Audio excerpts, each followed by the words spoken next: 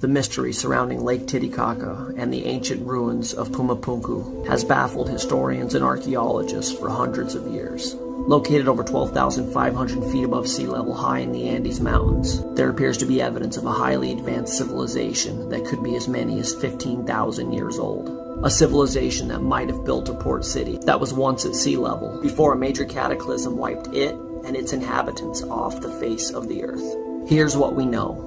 Although technically a freshwater lake, Lake Titicaca has 5 times more salinity than a standard freshwater lake. It also has evidence of ocean life, including the only freshwater seahorse in the world. And they've recently found the ruins of an entire city underneath the water of Lake Titicaca.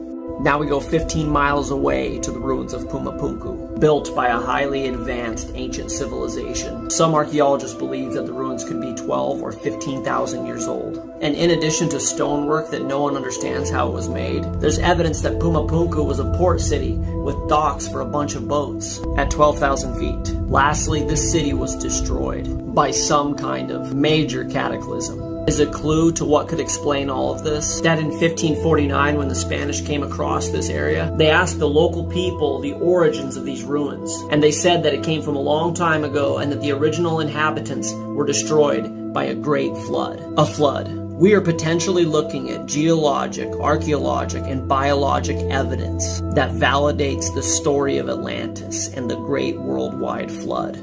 Think about it. A cataclysm so massive that it caused a port city to go from sea level to 12,000 feet into the mountains, which would explain how the seahorses ended up in Lake Titicaca, the salinity in the lake, the ruins of an entire city underneath the lake, why punku appears to be so highly advanced technologically, why the devastation of the ruins is so cataclysmic, and what happened to the people who built the city, who were just gone. One thing's for certain, our history is a lot more exciting than the one you were taught.